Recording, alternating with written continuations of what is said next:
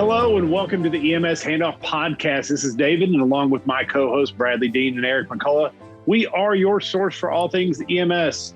Tonight, I'm going to stop here. I'm not even going to say the distinguished word. He's been here before, and there's no distinguished about him.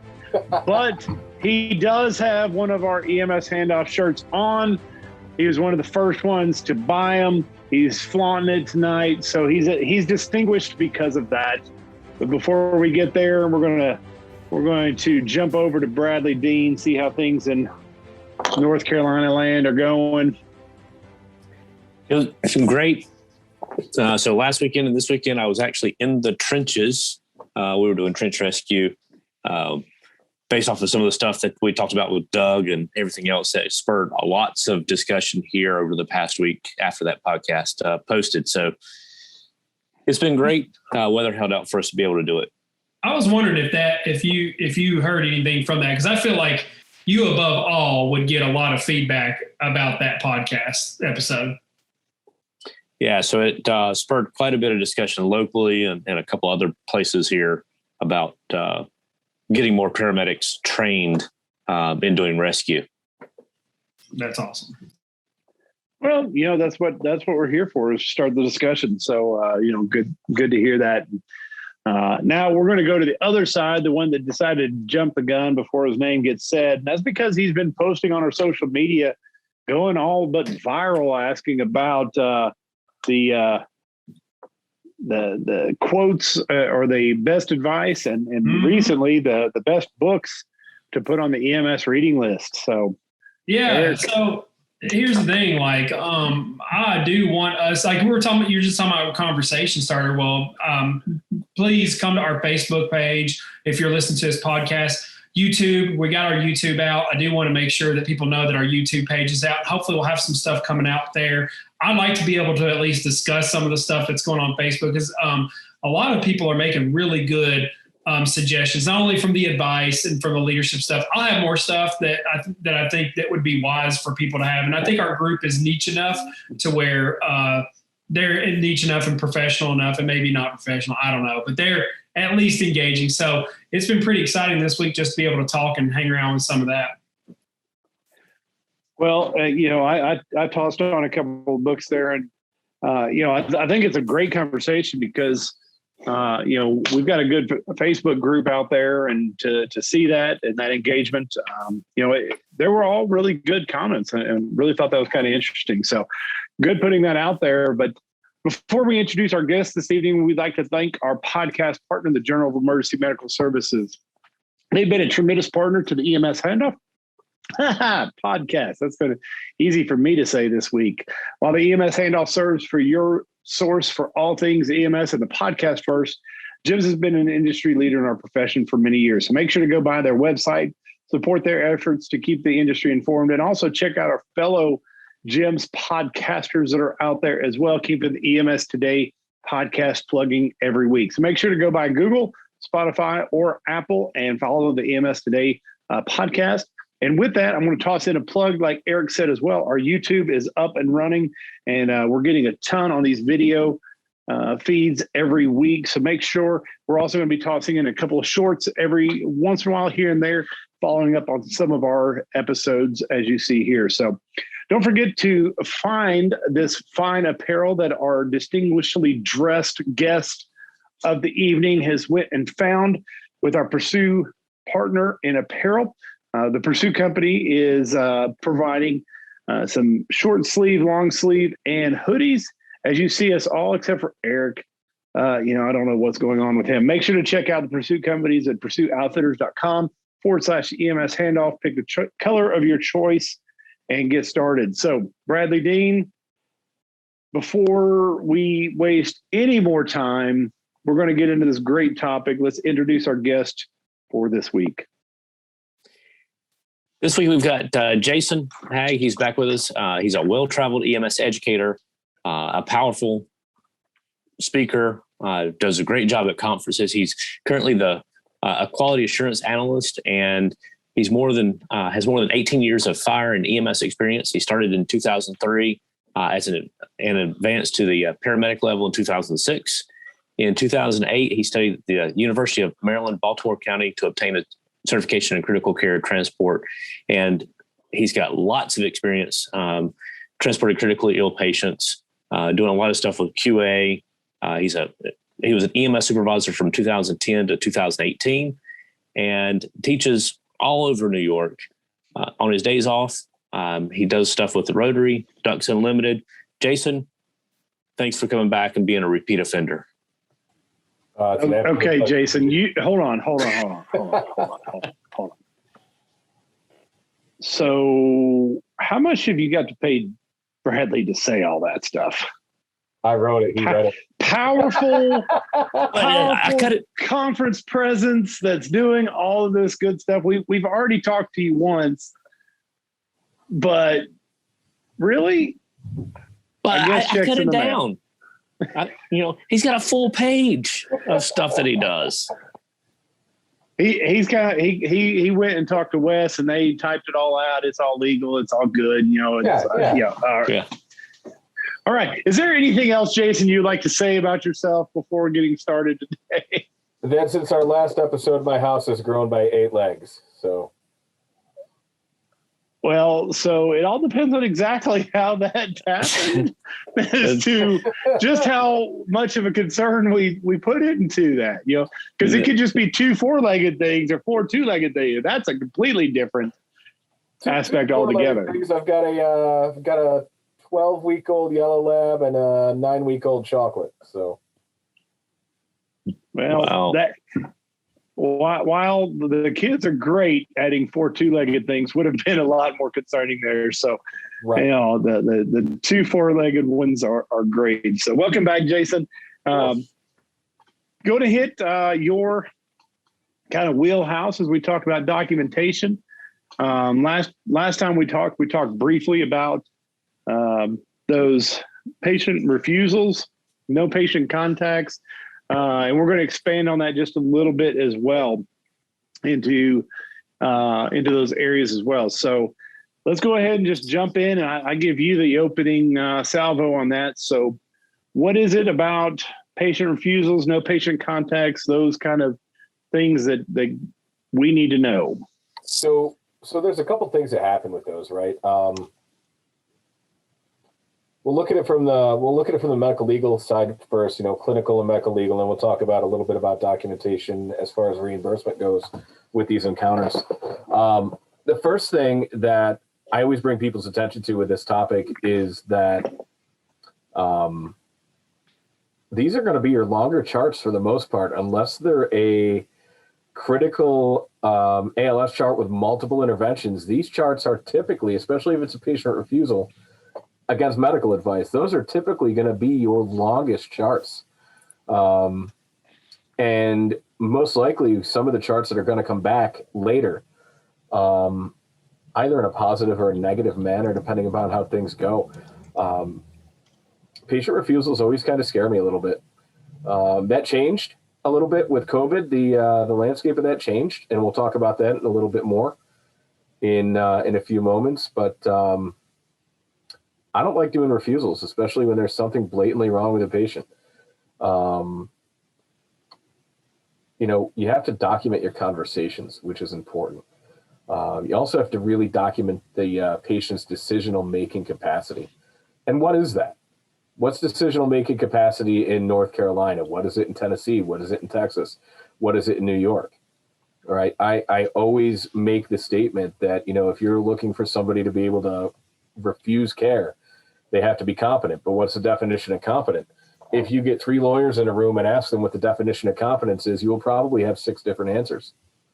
What I teach is if the patient is alert and oriented to themselves, to the place where they're at, to what time it is, and the condition. And I figured that one out by asking, why am I here? What's going on? If they're alert and oriented to those 4 things, I personally am comfortable allowing them to refuse transport. I may not like it, but I allow it to happen. We have to remember that if these patients are of legal age to consent and they have been given informed consent information, that they have absolutely have the right to refuse transport, the right to refuse care. I think we should probably go down this rabbit hole for a minute before we jump into no patient contact, because that's an entirely different rabbit hole. All right, so let's go down that route. So as you mentioned, there's a ton to unbox here when we talk about the patient refusal, right? So let's talk about basically when that patient refusal is at the very beginning, all right? Because I have a couple of questions that I jotted down here, and I really think they kind of play based on who, what, when, where, and why ultimately. So let's talk about the very beginning. And so, Jason is dispatched to we'll just say a diabetic patient, and they arrive, and ultimately the diabetic patient has been able to get a little bit of food and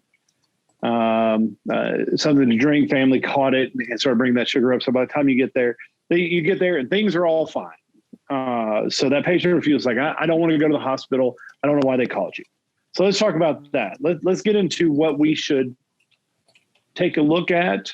What is our responsibility, after we leave that call as well? So let's kind of unbox into that realm right there. Yeah, absolutely. So, I don't even know why they called. Why are you here?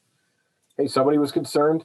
They gave us a call. We showed up. Is it okay if we check you out? I know you say you're okay. Is it okay if we check you out just to make sure? I understand you don't want to go to the hospital, but I'm here.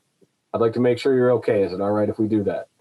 And that's kind of how I personally would lead into that. And I document it the same way, like I think I talked about it in the last episode. The first entry of my activity log will always read something similar to the effect of, arrived at patient side, introductions made, learned a chief complaint in HPI. If I get report from anybody, that's documented there. And then the next line is implied or informed consent is obtained. And that's what I'd kind of put in that activity log, depending on the charting system that you're using, of that initial encounter. If I don't get consent, cool. This is a patient story. They don't want anything to do with me. I'm out of here. That's that no patient contact kind of thing. But, if we're going to go down the direction of where they allow us to do a little bit of an evaluation, that's where I'd start. Make sure that we get their consent to do it. And then go forward with that. Hey, I'm here. Somebody called us. I'd like to do my job. Let me do it for a minute, and we'll check you out and see how you're doing. Make sure you actually are okay. Well, let's get into the definition then of consent specifically, and that's where a lot of people start to get into the question. As you kind of referenced it earlier, what can you do and when? So we talk about the ones basically. My grandmother used to love this. She taught CPR all the time. And when it comes to expressed consent, expressed is one of those that we kind of, it is known that we're going to make those decisions for them based on their best knowledge. They're not able to make it. So my grandmother always said is, as long as they're conscious, they're able to tell you. Once they pass out, it's assumed they change their mind. And so we're going to go. And that's that expressed consent, right? Yep. And then the other side we're taking a look at is that informed consent.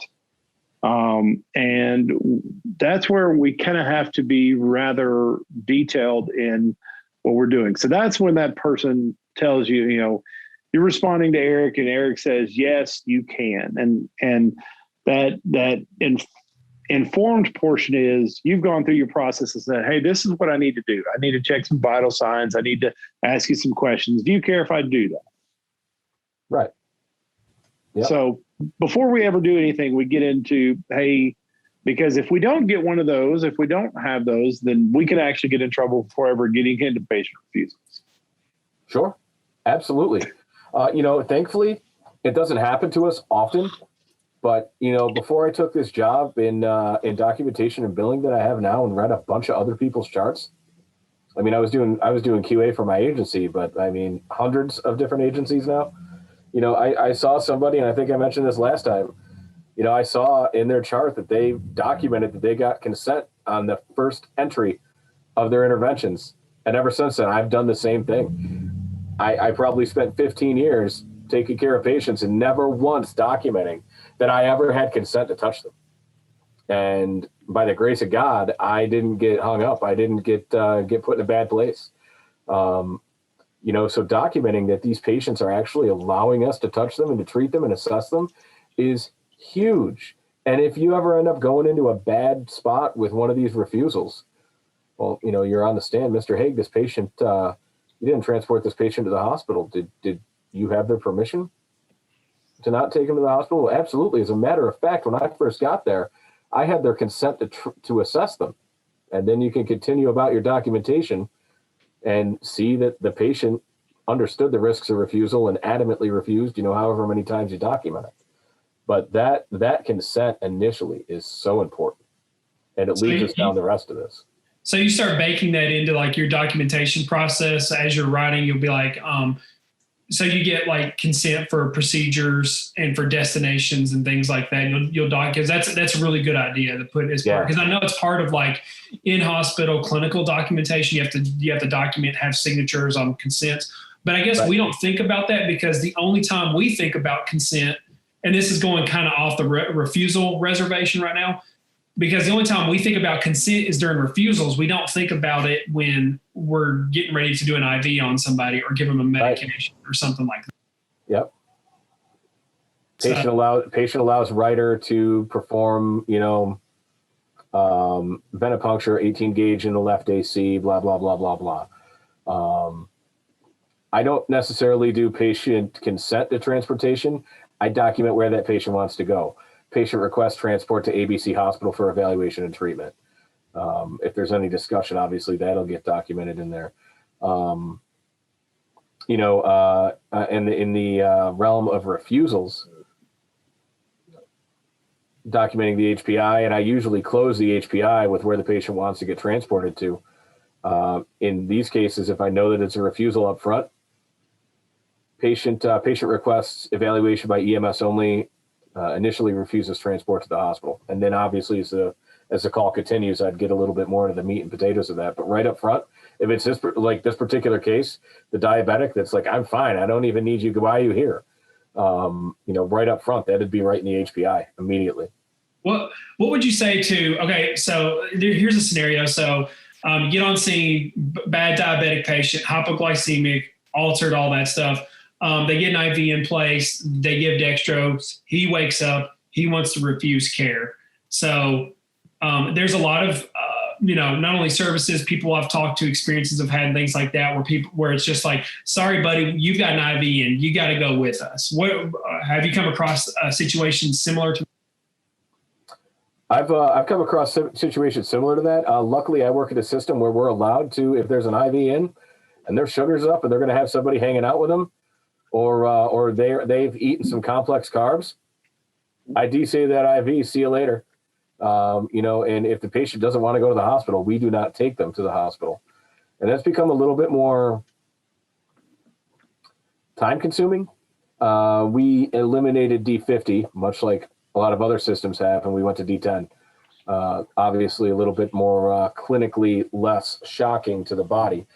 But some of the diabetic wake-ups that we've always called them don't necessarily happen on scene, because if we start this D10 infusion and they haven't woke up in 5 or 10 minutes, my internal transport clock starts going off.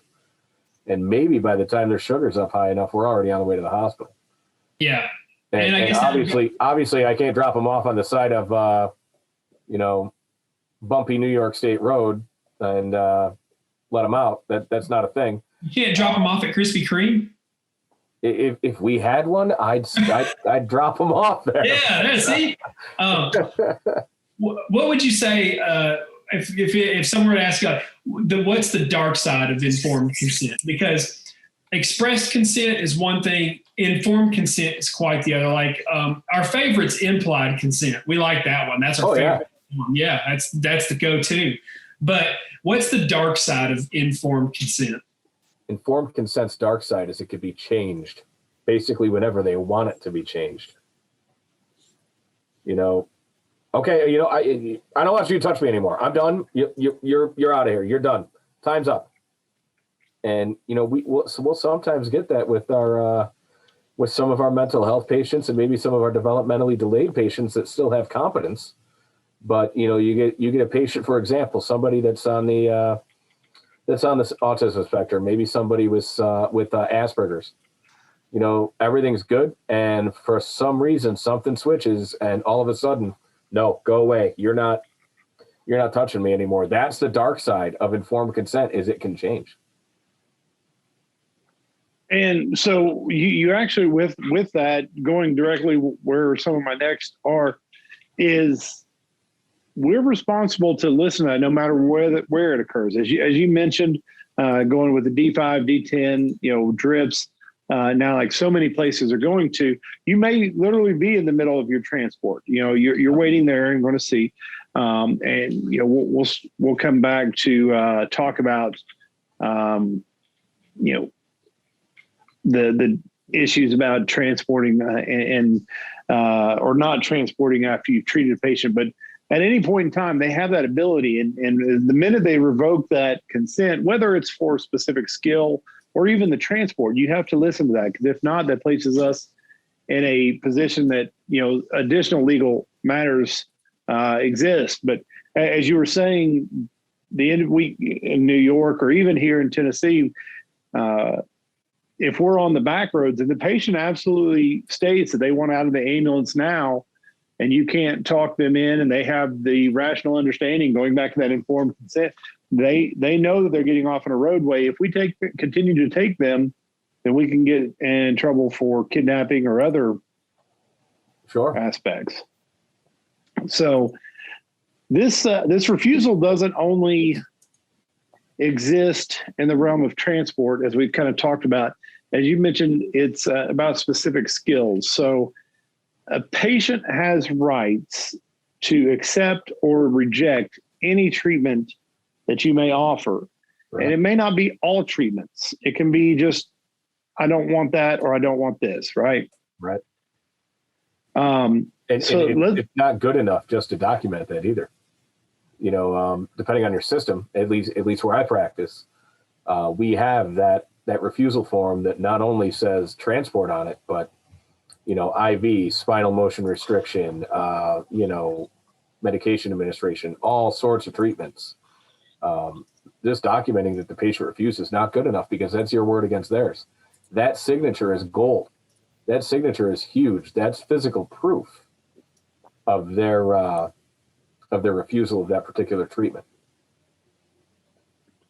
So I'm going to toss a complex situation out there. And let's have a little bit of fun with this. Why not? It's the handoff. That's what we do. Sure. So we have, because as we know, there are certain population subgroups in our country that they don't want IV fluids. They don't want blood products. They don't want certain things. So what if I have an underage individual that absolutely refuses a treatment? And when I say underage, we'll say 15, but and not emancipated, not, they're still living with mom and dad, those kind of things. And they say, hey, that treatment is against my religion. That treatment's against my beliefs, that treatment. But you're saying, hey, it's a critical thing that you absolutely need. Where does that get us? Can I answer before Jason, so I can see what his response would be, just for fun? Because I don't know if we'll be the same or not. So, Jason, I would, for David's scenario, I would actually go with the treatment I'm supposed to provide based off of my own protocols and deal with the fallout.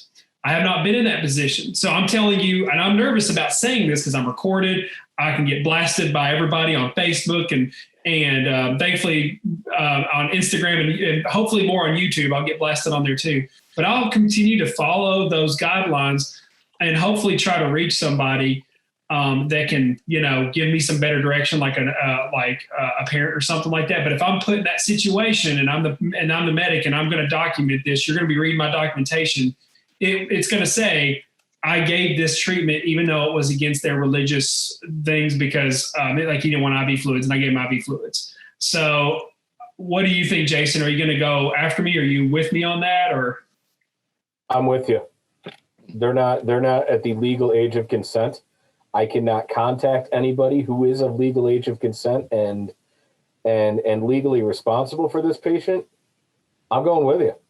That is implied consent in my professional opinion at that moment.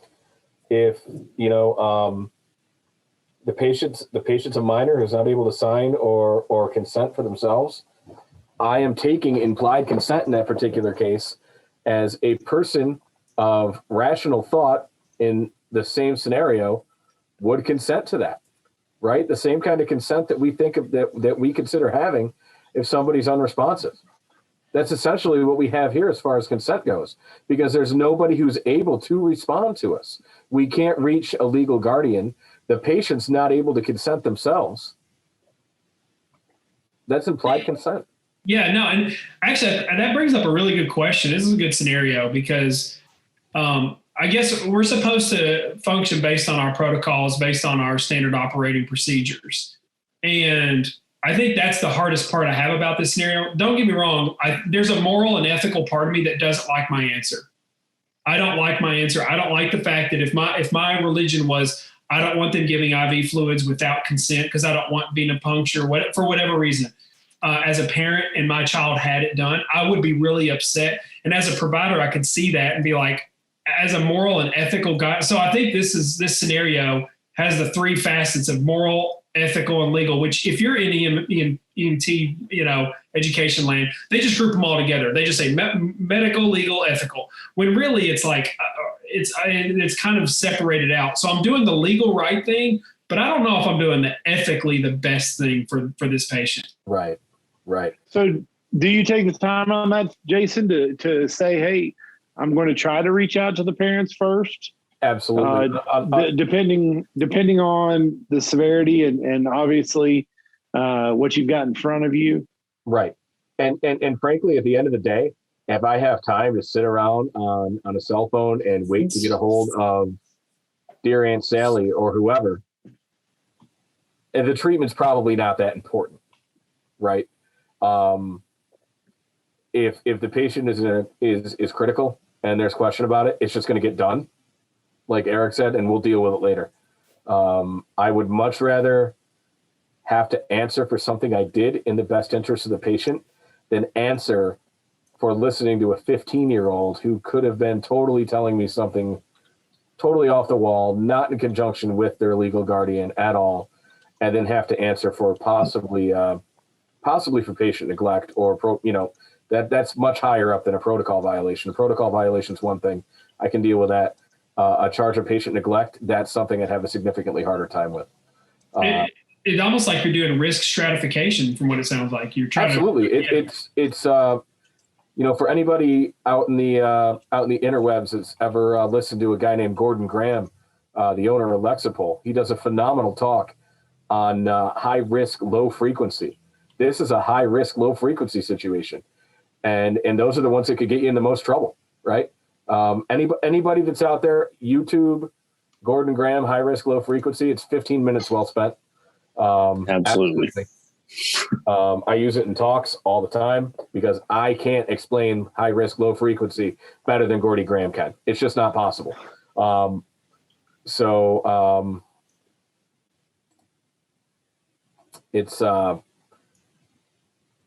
It's exactly that. Do I have an answer that's going to fix every single solution, every single scenario like this? Absolutely not. Where I'm at, we have a pretty dense Mennonite and Amish population, and an example that I like to use as a teaching point a lot with them is they don't do anything on credit. So if we happen to fly one of their people out, the entire, what's depending on their sect, church or community, is responsible for the debt of any single one person in that community. So air medical transport becomes a big deal with this community.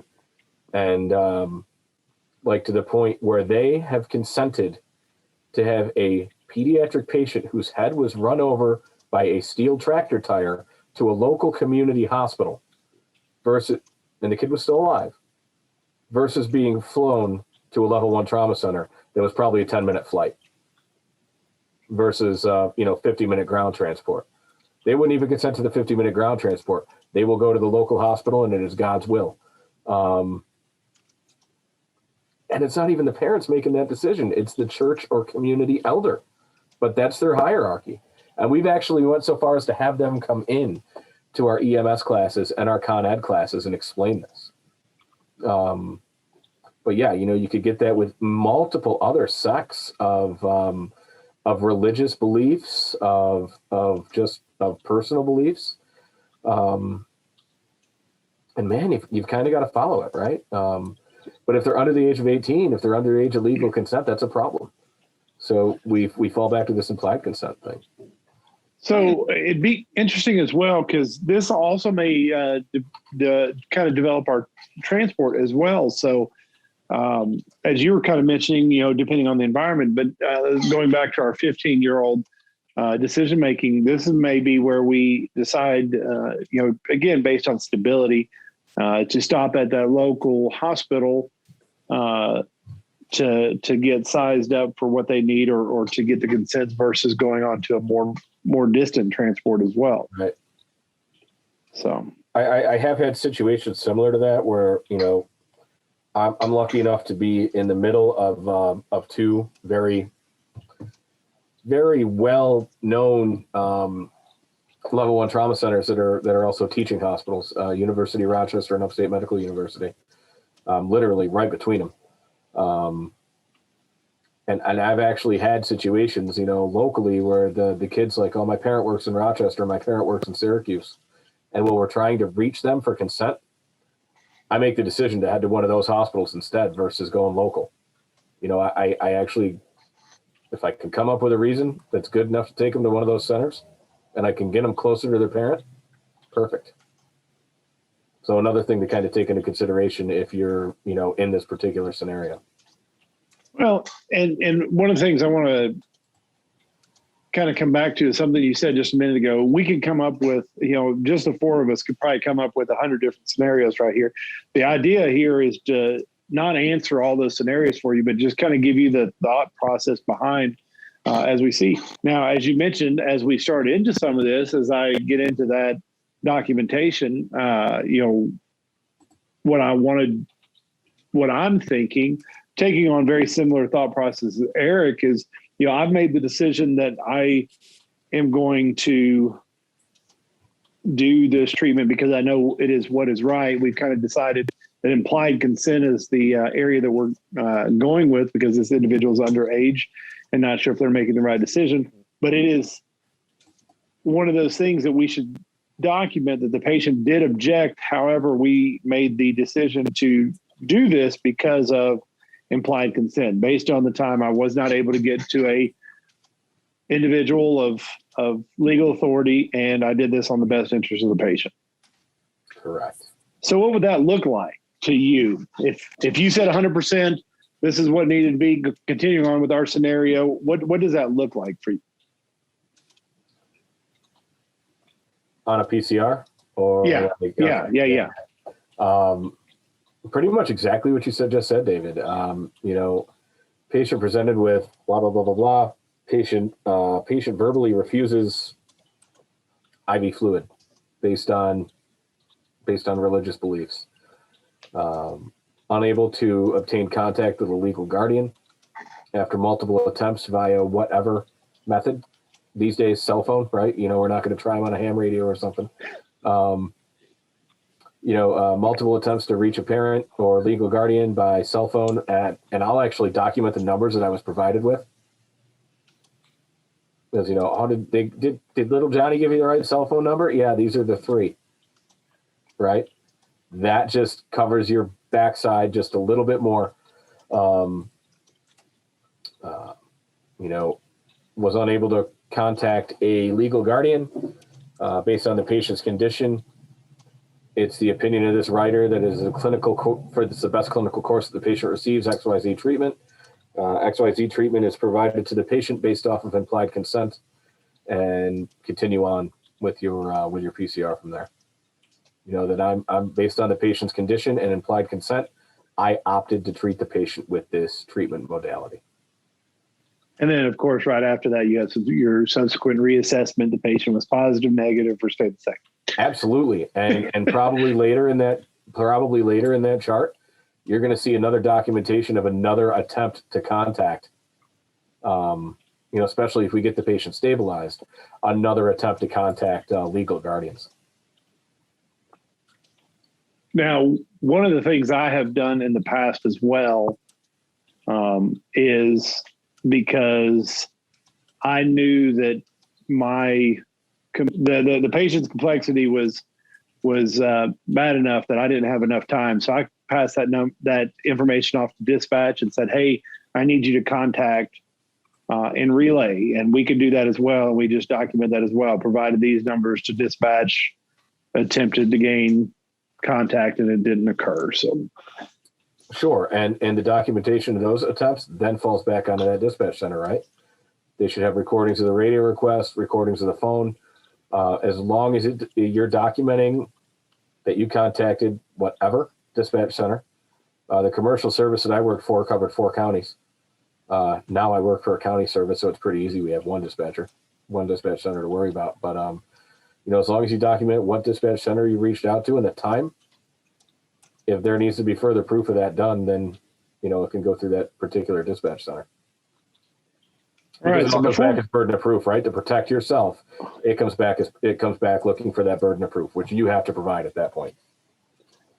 So before we get into the realm of no patient contacts and kind of keeping those separate, as we discussed earlier, what are your kind of, if you had a top 5, top 3, whatever it is, what are the top things that are commonly missed when an individual is writing a patient refusal, either of a skill or a treatment or of a transport in general?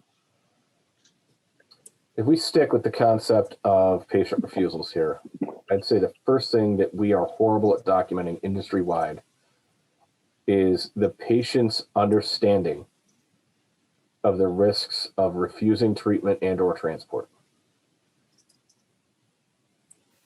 Did we explain those risks to them? Did they understand them? Risks of refusal were explained to the patient. Cool.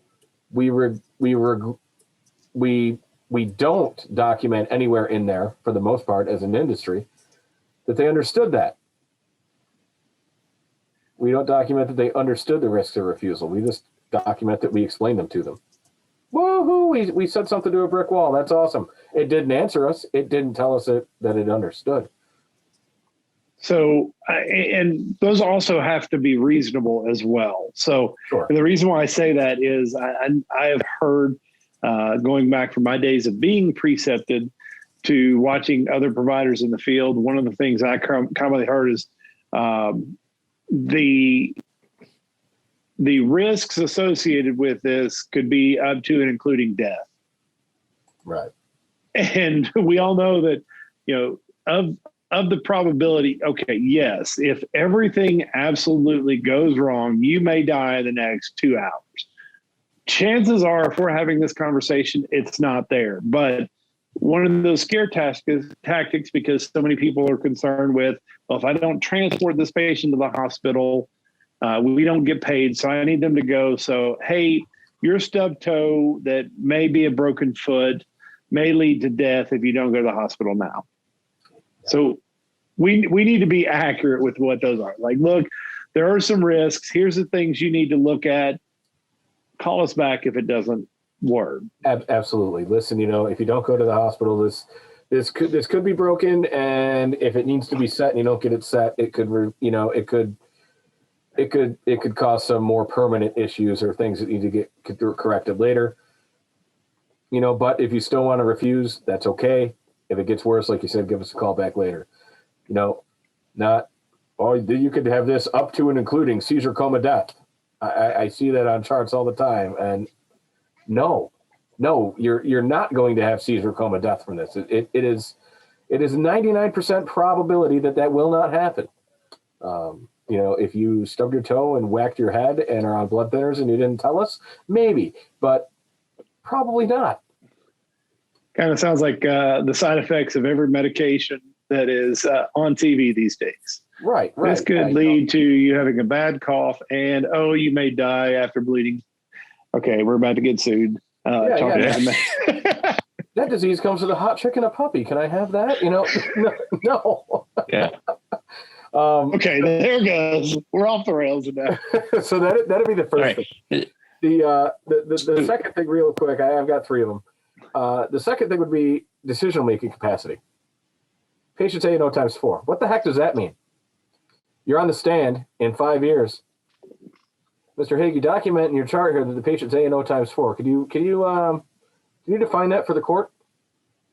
What questions did you ask Mr. Smith to determine that he was alert and oriented times 4? Oh, well, I don't remember what questions I asked him.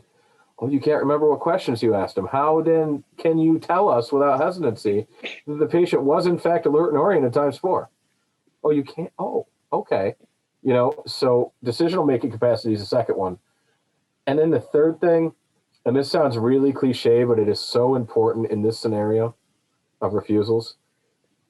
If you didn't write it down, and I'm not talking about treatment, if you didn't write down conversations that were had, then they did not happen. And we are horrible with that. And I think speaking in conversations that Bradley wants to jump in with something here real quick, but documenting specific conversations is super important. Oh, yeah. In cases. And we've actually had that conversation. We'll tie over to Bradley there that now with some of the new technologies, some of them are coming with the fact that you can actually tie verbal recordings into things. And so if you do utilize that, but make sure you get both sides of that basically. And consent, if you're going to record, back to consent again. All right, Bradley. Well, I mean, I don't want to jump in. I think Jason's got one more, and then I might be able to jump in. I don't want to interrupt his flow. Oh, no, those are my three. So okay. I thought you had one more. So he fell asleep during one of them. It's all right. He's back now. Yeah, sorry, I'm back. So one of the big things is when you talk to patients, there's a huge difference between a patient-initiated refusal and a provider-initiated refusal. And how you talk to patients, what you document might be one thing, but how you talk on scene it is another big issue we really need to talk about. There's a big difference between, do you want us to take you to the hospital versus you don't want us to take you to the hospital, do you? So when you start with that negative thing, patients are most of the time going to refuse. So if you initiate that refusal in that manner, there's a lot of liability with that. So we need to be really careful in how we talk to them. It's like asking a leading question in your patient assessment, right? You don't have any chest pain, do you? No, I didn't think you did. Or can you describe your pain for me? That's a nice, easy, open-ended question. Your chest pain, does it feel like a stabbing pain? Oh, yeah. Bradley hit the nail on the head here. If you start with that connotation of offering transport, but not offering it, per se, you know exactly how that's going to go, that provider-initiated refusal. You don't really need to go to the hospital for this, right? You just want us to check you out? Don't do that. The only time we, at least locally with us, the only time we were legally able to do that was sometime starting last March, and that expired in June. Was the only time that we could do that. And we have never been able to do it before or after. It was, unless you were dying, you didn't go to the hospital when we had our first COVID surge in New York State. And after that surge was over, it didn't even come back with the holiday surge at all. It was a one and done thing. And I didn't even need to initiate them half the time. You showed up in that first 2 months of COVID there, and they didn't want to go to the hospital anyway. But yeah, I think that was a once in a career time where you were allowed to have provider initiated refusals. Don't do that. Bad idea. Especially, you don't know how many people are sitting there when they call that have one of these. Yeah. And it may not be videoing, but it could certainly be recording. Now, I don't know about the rest of the country, but in New York State, only one person has to know the conversation is being recorded. Oh, same in working on it. And the other part of that is we've got to be really careful with how we talk to them and everything else. And I think there is a purpose and a time for moving patients to alternate destinations. That's a whole different podcast that we can look at later. But we've got to be really careful with patient refusals and leading questions. 100%. Very true. All right. No patient contact. I don't think we have enough time, but we could definitely hit the tip of the iceberg here. So what you don't put on something is DRT and circle it and submit it. No, because I can't draw a really good circle with a mouse, so I just can't do that anyway. That actually came in on a one of our students' clinical documentation. This has been a while back, but it was in the EMT program, and his preceptor, he was asking his preceptor what he needed to write on his patient care report. So on the narrative, he wrote in DRT, circled it, signed it, and told him that's what he needed to submit. Okay. Is there anything wrong with that? No. You know, it's equivalent to using ART, assuming room temperature. Yeah, you can't do that. If you lay eyes on the patient, for the most part, legally, you have made patient contact.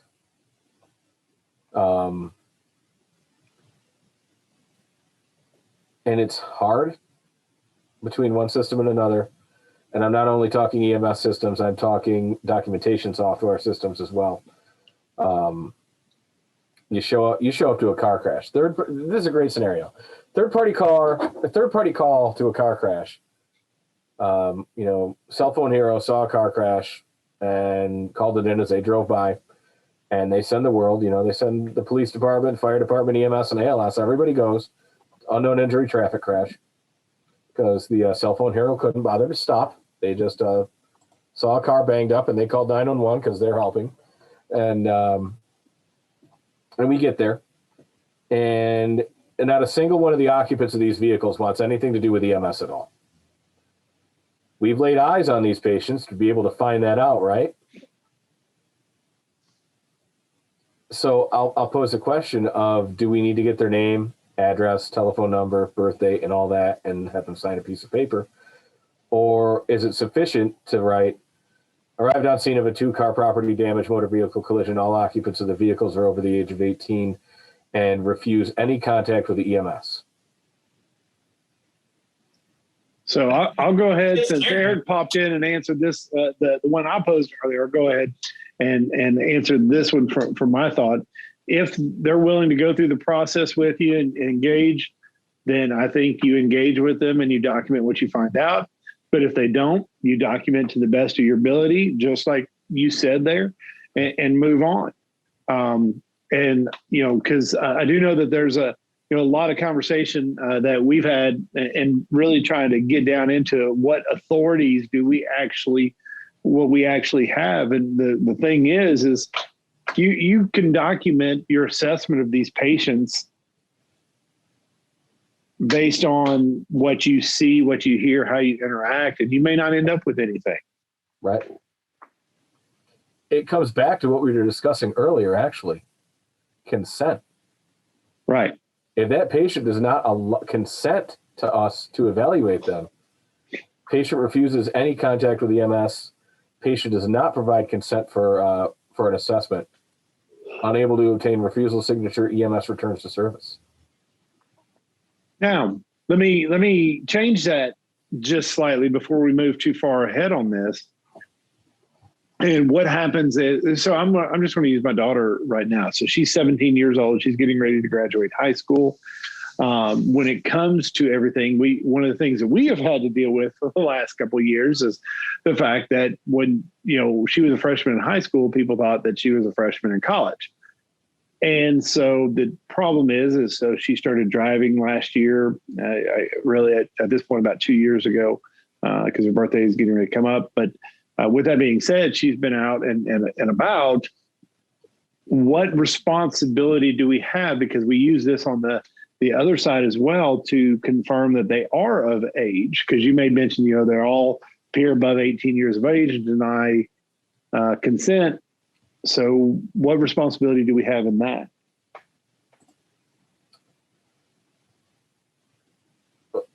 At least in New York, we don't really have the ability to ask somebody to provide their ID to confirm their age. Right. We can't do that. I would say wait for our friends and colleagues in law enforcement to show up and get some driver's licenses or some IDs and confirm that everybody's 18 before we boogie on out of there. So that's the only real thing that I said they're going to have to get the reports. There's many different things we can play off there because in Tennessee, if it's a small damage, then you can exchange information and move on. That's a whole different ballgame. We could chase the rabbit holes quite a bit, but utilize those. As you said, the system sent everybody, they're on the way, wait for them. They can gain some of that information. You can stay engaged and you don't have to touch them at that point. Now, if they fall out, it's assumed they gave you their consent after that. But yes, they've changed their mind. They've changed their mind. So kind of going like we did in the patient refusal, what are your common things that you usually see when it comes to the no patient contact documentation? Man, laziness. Unless you can document why you were on scene for 10 or 15 minutes, and back to that scenario we just discussed, maybe we're waiting for law enforcement to show up so we can confirm the age of all the occupants. That better be documented in your chart, that you were delayed on scene for that or any other reason. But I have never been able to find a good reason for a crew to be on scene for 5 or 10 minutes and their disposition is no patient contact or no patient found. So in that instance, you're either there and you have a patient, or you're there and you don't. Right. Not hard. Unfortunately, I've noticed with some providers that's a very difficult concept of you either have a patient or you don't. And that it may be that you're on scene for 5 minutes, but you're sitting there talking to law enforcement, talking to fire. Right. It's like, hey, was with them, looked about the scene, found nothing. Upon earliest exit, found our way out. But, right. But usually, a scene like that, I call in service on my portable the minute I'm done talking to the fire chief or the police officer. Because man, no patient contacts can come back to bite you in a bad way later on. And ultimately, what you're saying, the laziness, instead of saying they refused treatment and this is how I assessed to make sure they could, I'm just going to say I didn't touch it and I didn't make contact with them, and therefore all the call was 15 minutes before the end of my shift. I've got something going on in a couple of hours. I don't want to spend the time writing this chart, or God forbid, maybe taking this patient to the hospital. I pulled up on scene. Everybody looked okay. I asked some leading questions. Nobody wanted to go to the hospital. No patient contact. I'm back in service. Done. Seen it way too many times.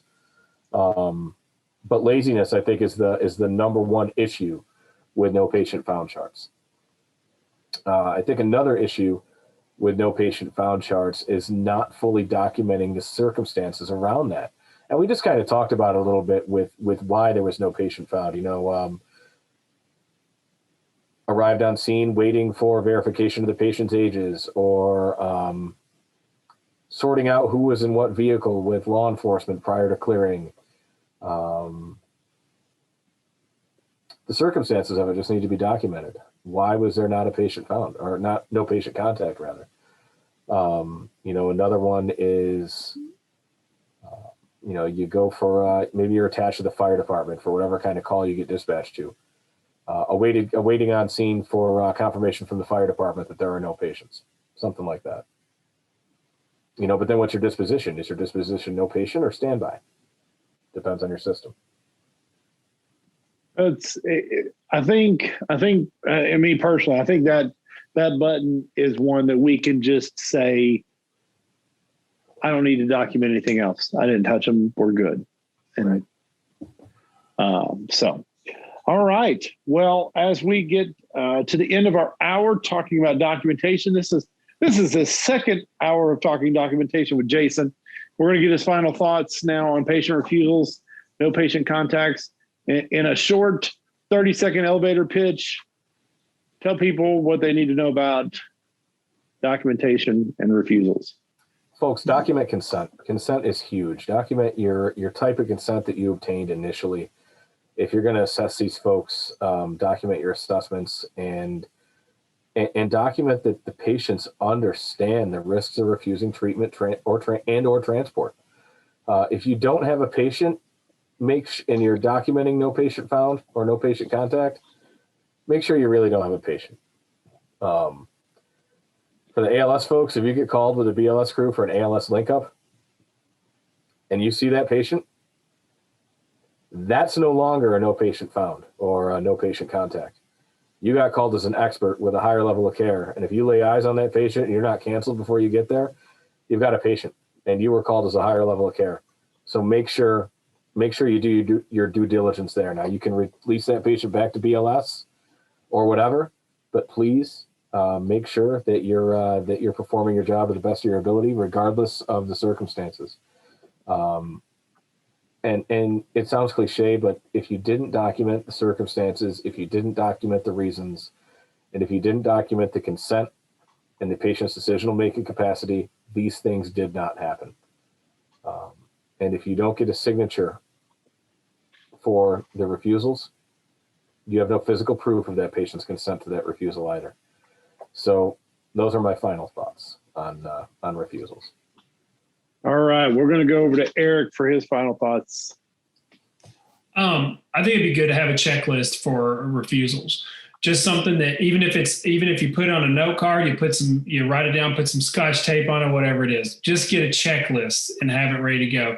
The other thing that does is, even if you have low bandwidth, because like you've had a bad shift or you're inundated with a bunch of patient care documentation and you're in that area where you don't think you have to do much on documentation, at least going through the checklist will help you check the boxes and make sure you're going to stand at least legally and ethically clear of patient refusals and no patient contacts.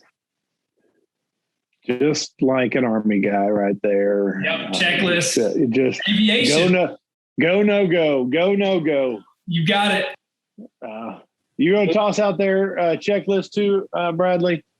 Can I jump in on checklist real quick? If you're if your agency doesn't have a refusal form with a checklist on it, come up with one, look like a hero, and take something off of your supervisor's plate. Boss, this is a checklist I came up with that we should put on a refusal form. Send to the medical director. What do you think about it? All of a sudden you look like a rock star because you just came up with something awesome. So take that checklist from Eric and elevate it up a notch.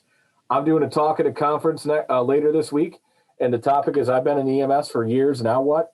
This is one of those now what situations. Come up with something, have an idea, make it happen. Be a creator, be a leader. Hey, and before we go to Bradley for his final thoughts, that you just made a comment there. You've got an event coming up here soon, don't you, Jason?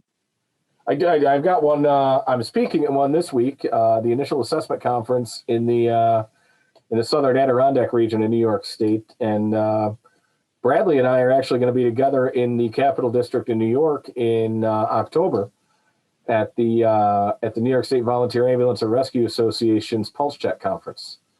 And I think we may be coming to you live from there. I'm not sure, but more to follow on that, I think. We'll give a little teaser out there, and we'll definitely promote that on this episode and all as well. But I guess the checklist next tells me I need to go to Bradley and hear about his checklist story as well.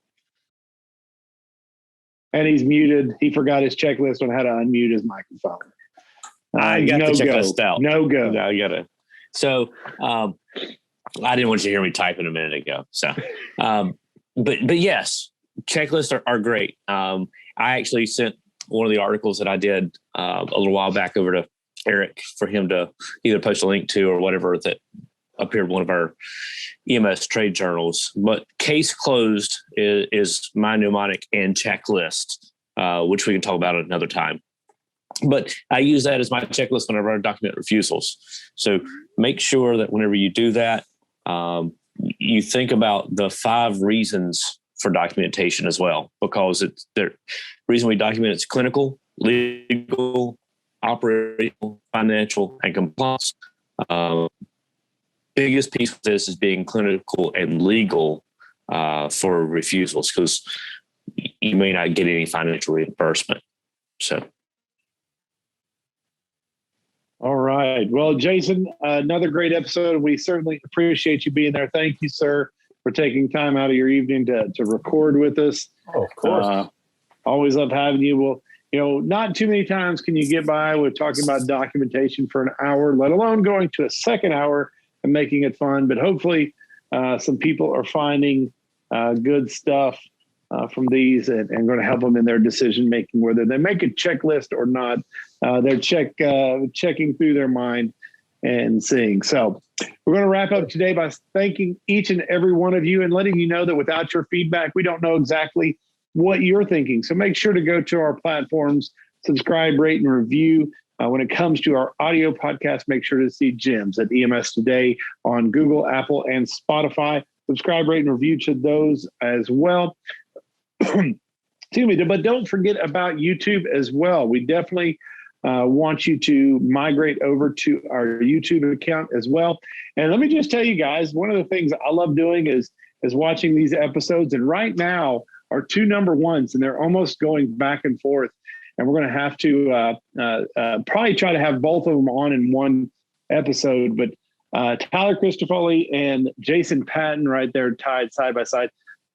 Jason, I'm sorry, you're down just a little bit right below those 2 guys, but make sure to go on YouTube, watch all of our episodes, including the 3rd one that we released here previously with Jason. YouTube is great. Make sure to hit subscribe and see those episodes as well.